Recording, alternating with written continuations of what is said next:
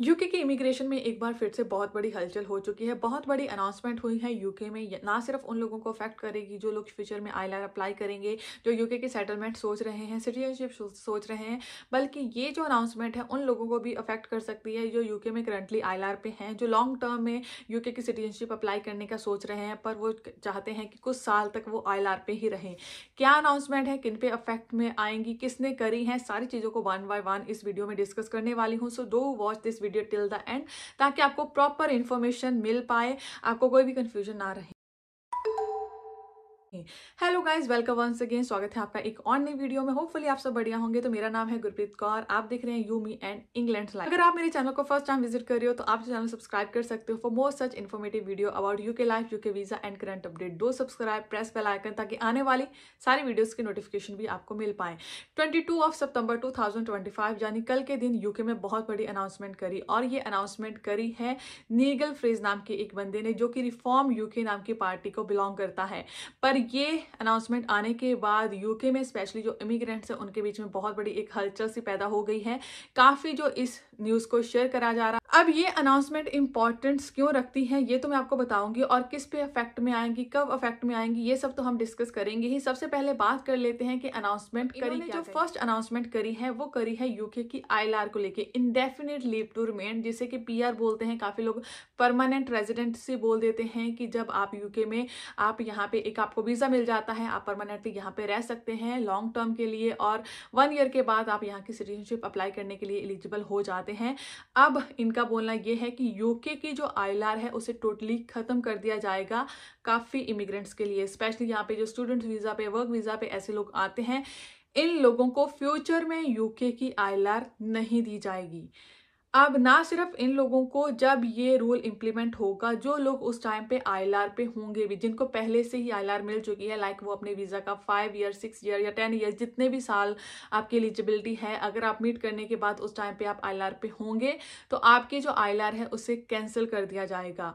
तो ये ना सिर्फ उन लोगों के लिए शौक है जो फ्यूचर में आईएलआर अप्लाई करना चाहते हैं, जो इस टाइम पे किसी वीजा रूट पे चल रहे हैं और उनको लगता है कि 4 या 5 साल में वो आईएलआर के लिए एलिजिबल होंगे, और उस टाइम पे अगर वो आईएलआर अप्लाई कर देते हैं और ये रूल इंप्लीमेंट हो जाता है तो उनकी आईएलआर भी कैंसिल हो जाएगी। यूके की आईएलआर को कैंसिल करके इन्होंने जो एक और प्रपोजल दिया है वो ये है कि आईएलआर की जगह पे ये यूके में एक ऐसी वीजा कैटेगरी इंट्रोड्यूस करेंगे जिसे कि आप एक्सटेंड करते रह सकते हो। लाइक जैसे कि काफी अरब कंट्रीज में होता है कि आप उनकी परमानेंट रेजिडेंसी नहीं ले सकते, पर लॉन्ग टर्म के जो वीजास हैं आप वो ले सकते हैं, और उन वीजास को आपको रिन्यू करवाते रहना पड़ेगा। सेम ये यूके में भी करना चाहते हैं। ये यूके में परमानेंट रेजिडेंसी वाला जो कॉन्सेप्ट है उसे टोटली खत्म कर देना चाहते हैं, आईएलआर को टोटली खत्म कर देना चाहते हैं।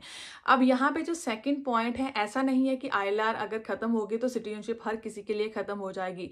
सेकंड पॉइंट इन्होंने जो बोला है सिटीजनशिप के लिए कि अभी काफी जो वीजा कैटेगरीज हैं उनमें जो सिटीजनशिप है वो 5 ईयर में मिल जाती है, अब उससे ये 7 ईयर में करेंगे। तो इस स्टेटमेंट में काफी जो कंफ्यूजन है वो क्रिएट हो रही है, क्योंकि एक तरफ तो ये बोल रहे हैं कि हम यूके की आईएलआर को ही फिनिश कर देंगे, एक तरफ ये बोल रहे हैं कि जो सिटीजनशिप है वो 7 ईयर में दी जाएगी। अब जो मुझे इस पूरी स्टेटमेंट से समझ आया है वो ये है कि प्रोबेबली जो लोग यहाँ पे वर्क वीजा वगैरह पे आते हैं उनके लिए आईएलआर नहीं होगी, पर कुछ वीजा कैटेगरी, कुछ लिमिटेड वीजा कैटेगरी लाइक का पार्टनर वीजा या ऐसा कुछ, जिनमें अभी भी 5 ईयर में आईएलआर मिल जाती है, उससे ये अब 7 ईयर करने का प्लान कर रहे हैं। मींस अगर आप वर्क वीजा वगैरह पे आओगे तो आपको जो है आईएलआर नहीं मिलेगी, तो ऑब्वियसली आपको सिटीजनशिप भी नहीं मिलेगी प्रोबेबली। पर अगर आप कुछ लिमिटेड वीजा कैटेगरी पे यहाँ पे आते हो जिनमें अभी 5 ईयर में आईएलआर मिल सकती है एंड नेक्स्ट ईयर आपको जो है सिटीजनशिप मिल सकती है, उससे अब ये डायरेक्टली 7 ईयर का पीरियड सेट कर देंगे कि 7 साल रहने के बाद आप यूके की सिटीजनशिप अप्लाई कर सकते हो। अब यहाँ पे जो थर्ड पॉइंट इन्होंने बोला है वो अगेन बोला है स्किल्ड वर्कर वीजा वालों के लिए, चाहे यहाँ पे जो भी डिफरेंट वर्क वीजास पे आते हैं। यहाँ पे बात करी गई है कि जो उनकी सैलरी का थ्रेशोल्ड है उसे इंक्रीज करा जाएगा। अभी रिसेंटली ये इंक्रीज हुआ, जो रिसेंट गवर्नमेंट है उन्होंने अबाउट 41,000 समथिंग 41,000 प्लस कर दिया है। अब इसे एक आर्टिकल में जो बताया गया है अबाउट 60,000 करने की बात करी जा रही है। 60,000 पाउंड अगर आप ईयरली अर्न कर रहे हो, एक साल में अगर आपकी इतनी सैलरी है, तभी आप यूके का जो स्किल्ड वर्कर वीजा अप्लाई कर पाओगे। ना सिर्फ ये, इसमें और भी बहुत बड़े चेंजेस अनाउंस करे गए हैं। इसके अलावा यहाँ पे जो हाईली स्किल्ड जॉब है उनमें ही आप जो है स्पॉन्सरशिप अप्लाई कर पाओ, ये भी बात करी गई है।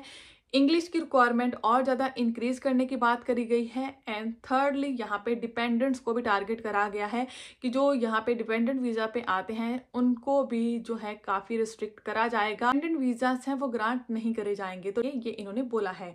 जो नेक्स्ट पॉइंट है वो यहाँ पे है अबाउट बेनिफिट। अब इन्होंने ये बोला है कि यूके में जो बेनिफिट है वो सिर्फ सिटीजन्स के लिए ही है। यहाँ पे इन्होंने NHS की सर्विसेज को भी एज ए बेनिफिट कंसिडर करा है और कुछ बेनिफिट जो मिलते हैं वीजा कैटेगरीज पे उनको भी टोटली फिनिश करने की बात करी गई है कि अगर आप यूके के सिटीजन नहीं है तो आप किसी भी तरह का बेनिफिट जो है अप्लाई नहीं कर सकते, या आपको किसी भी तरह का बेनिफिट नहीं मिलना चाहिए। अगर अभी तक के रूल की बात करें, अगर आपको ILR मिल जाती है, इंडेफिनिट लीव टू रिमेन मिल जाती है, उसके बाद आप यूके में जो भी यहाँ पे सिटीजन्स को राइट मिलते हैं, बेनिफिट मिलते हैं, उनके लिए मोस्ट ऑफ देम इक्वली जो है एलिजिबल कर जाते हो, आपको सेम बेनिफिट मिल सकते हैं। पर अब क्योंकि ये ILR को खत्म कर देना चाहते हैं तो इन्होंने डायरेक्टली बोला है कि अगर आप यूके के सिटीजन नहीं है तो आप किसी भी तरह का बेनिफिट क्लेम नहीं कर सकते।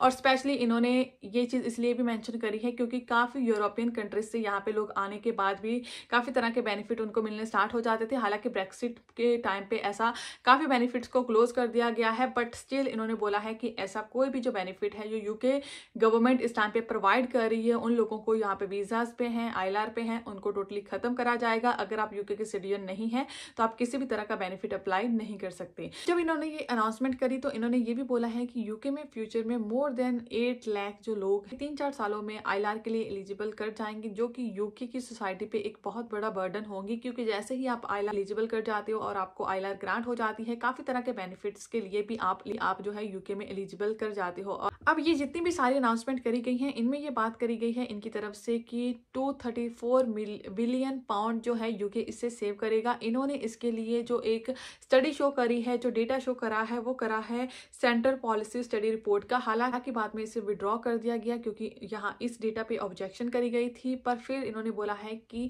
ये जो डेटा है ये भी बहुत कम है, यूके है इससे ज्यादा ही मनी जो है सेव करेगा अगर ये सारी की सारी जो पॉलिसीज है वो इम्प्लीमेंट हो जाती हैं, जो सारी की सारी जो प्रपोजल है वो इम्प्लीमेंट हो जाती है। ये तो वो स्टेटमेंट्स थी जो सामने आई हैं। अब यहाँ पे सबसे बड़ा मेजर क्वेश्चन है कि ये कब इम्प्लीमेंट होगा, किन पे इम्प्लीमेंट होगा कि नहीं होगा, और रिसेंट गवर्नमेंट का इस पे क्या टेक है ये मैं बाद में बताऊंगी। पहले बात कर लेते हैं इम्प्लीमेंटेशन की। तो ये जो स्टेटमेंट जिस पर्सन की तरफ से दी गई है वो बिलोंग करता है रिफॉर्म यूके की जो पार्टी है उसको। तो रिफॉर्म यूके की पार्टी जो थी वो 2018 में यहाँ पे बनी थी। अभी कुछ ज्यादा ओल्ड पार्टी नहीं है, 5-7 साल पहले ये पार्टी यहाँ पे रूल में आई। पार्टी का मेन स्लोगन ही ये है, Britain is broken, Britain need reform. आते हैं कि ब्रिटेन में एक रिफॉर्म होना चाहिए जिसमें एक इमिग्रेशन भी इनका मेन एजेंडा है कि यूके में जो इमिग्रेशन है वो कम होनी चाहिए, यहाँ के लोगों को उनकी जॉब्स मिलनी चाहिए, यहाँ के लोगों को मेन प्रायोरिटी मिलनी चाहिए। जिसके कारण टाइम टू टाइम ये काफी ऐसे स्टेटमेंट्स इशू करते रहते हैं, अपने फ्यूचर प्लान है इशू करते रहते हैं। अब ये जितनी भी सारी स्टेटमेंट आई हैं ये एक पर्सन की तरफ से शेयर करी गई है, एक पॉलिटिकल पर्सन हम बोल सकते हैं जो कि पॉलिटिक्स में है। अभी के लिए ये कोई रूलिंग पोजीशन पे नहीं है। अभी के लिए जो यूके में गवर्नमेंट है वो लेबर पार्टी की गवर्नमेंट है कि जो कि पिछले साल ही बनी है। यूके की जो नेक्स्ट इलेक्शन है वो 2029 में होंगे जिसमें कि PM डिसाइड होगा। पर अब ये पर्सन की जो स्टेटमेंट्स है इसको इतना सीरियस क्यों लिया जा रहा, उसका जो इकलौता रीजन है वो ये है कि रिफॉर्म यूके की जो पार्टी है, यूके में जितने भी यहाँ पे लोकल लेवल पे अथॉरिटीज के इलेक्शन होते हैं time to time every year, काफी जो अथॉरिटीज के इलेक्शन है यहाँ पे करवाए जाते हैं, उनमें रिफॉर्म यूके की पार्टी के जो काफी मेंबर्स है वो विन कर रहे हैं। ये पार्टी बहुत एक्टिवली विन कर रही है और इस टाइम पे यूके में जितने भी पोल शेयर करे जा रहे हैं, स्पेशली यहाँ पे इमिग्रेशन के अगेंस्ट बहुत लोग आ चुके हैं, करंट गवर्नमेंट के अगेंस्ट बहुत लोग आ चुके हैं, और ऐसे में लोग बोल रहे हैं कि रिफॉर्म यूके ही एक इकलौती पार्टी है जो हमें इमिग्रेशन से बचा सकती है, जो हमारे ब्रिटेन को बचा सकती है। जिसके कारण अब एक लहर सी स्टार्ट हो चुकी है कि यूके में रिफॉर्म जो यूके की पार्टी है वो रूल में आनी चाहिए। काफी लोगों का ऐसा मानना है कि अगर यूके में अभी इलेक्शन होते हैं PM के लिए तो जो रिफॉर्म यूके पार्टी है वो जीतेगी और ये जो पर्सन है वो डेफिनेटली यूके की पीएम बनेंगे। यहाँ पे ये बात क्लियरली बोली जा रही है कि ये वन साइडेड विन होगी, पर हालांकि यूके में अभी बहुत जल्दी इलेक्शन नहीं हो रहे। यूके में जो पीएम के इलेक्शन है वो होंगे 2029 तक। तो अभी भी 4 साल कुछ पेंडिंग है। 4 साल के बाद ही ये रूल में आएंगे और इन्होंने अपनी ऑब्वियसली क्लियरली स्टेटमेंट में भी बोला था कि आने वाले 3-4 सालों में मैं ये सारी चीजें इंप्लीमेंट करूंगा। इन शॉर्ट इनके कहने का मतलब था कि जैसे ये यूके के पीएम बनते हैं देन वो ये सारी की सारी जो चीजें हैं इंप्लीमेंट करेंगे। लेकिन यहाँ पे अगर लोगों की पोल की बात करें तो ज्यादातर लोग यही बोलते हैं कि जब भी यूके के इलेक्शन होंगे जो नेक्स्ट गवर्नमेंट है वो रिफॉर्म यूके पार्टी की ही बनेगी और ये जो पर्सन है यही यूके के नेक्स्ट पीएम होंगे। मोस्ट एक्सपेक्टेडली ये माना जा रहा है कि ये नेक्स्ट यूके के पीएम होंगे, पर अभी 4 साल का टाइम पेंडिंग है। 4 साल में जो रिसेंट गवर्नमेंट है उनकी क्या पॉलिसीज रहती हैं और 4 साल में क्या माहौल बनता है और कौन इलेक्शन जीतता है ये बिल्कुल अलग है। तो अभी के लिए आप जो यूके में कर रहे हो वो आप कंटिन्यू रखिए। आप किसी वीजा कैटेगरी पे हो डोंट वरी, अभी के लिए 4 साल के लिए कुछ भी चेंज ऐसा नहीं होने। सारी अनाउंसमेंट करी गई है, कोई बहुत बड़ा चेंज नहीं होगा क्योंकि ये जो है रूलिंग पार्टी की तरफ से नहीं करा गया है। अब यहाँ पे रूलिंग पार्टी ने भी कुछ यहाँ पे स्टेटमेंट्स दी हैं जो कि गार्डियन ने अपने आर्टिकल में मेंशन करी है। तो रूलिंग पार्टी का बोलना यही है कि जो रिफॉर्म यूके पार्टी है वो कुछ भी आके जो स्टेटमेंट्स है वो दे देती है। ये स्टेटमेंट्स इंप्लीमेंट कैसे होगी इनके पास कोई प्लान नहीं है। ये चीजें वर्क कैसे करेंगी इनके पास कोई भी प्लान नहीं है। उनका बोलना यही है कि बोल देना आसान है, करना चीजें डिफिकल्ट है, जो कि एक्चुअल में है। क्योंकि कब ये रूल में आएंगे और रूल में आने के बाद भी जब यहाँ पे इतना बड़ा जो ये रूल चेंज करने की बात कर रहे हैं, आईएलआर का रूल बिल्कुल हटाने की बात कर रहे हैं, वो यहाँ पे जो इनके पार्लियामेंट है वहां पे जाएगा। उस टाइम पे इनकी कितनी सीट्स होंगी, कितनी इनके पास विनिंग सीट होंगी। ऑब्वियसली अगर तो ये वन साइडेड इलेक्शन जीतते हैं और इनके ज्यादातर एमपी इस रूल के लिए उस टाइम पे एग्री करते हैं तो ऐसा रूल बनेगा। पर अगर ये वन साइडेड इलेक्शन नहीं जीतते या फिर उस टाइम पे इनके ही एमपी इसके लिए एग्री नहीं करते तो काफी जो सिनेरियो है तब उसी टाइम पे देखा जाएगा। तो रिसेंटली कोई बड़ा चेंज नहीं आ रहा, पर इस स्टेटमेंट को बहुत ज्यादा यूके में शेयर करा जा रहा है और इस स्टेटमेंट पे बहुत ज्यादा डिस्कशन हो रही है क्योंकि प्रेडिक्शन ये है कि ये यूके के नेक्स्ट पीएम हो सकते हैं। तो होपफुली ये जो सारी वीडियो को देखने के बाद आपको बेसिक क्लैरिटी मिल गई होगी, क्योंकि काफी लोग मुझे इंस्टा पे भी काफी messages and DMs and comments भी कर रहे थे कि जो स्किल्ड वर्कर वीजा पे हैं उनका क्या होगा, जो यहाँ पे जिन बेबी के बेस पे 7 ईयर का रूट सोच रहे हैं उनका क्या होगा। ऐसे डिफरेंट जो कमेंट्स थे वो आ रहे थे। अभी के लिए सब सेम चल रहा है। जब तक रिसेंट गवर्नमेंट कोई अनाउंसमेंट नहीं करती तब तक किसी पे भी कुछ भी इफेक्ट में नहीं आएगा।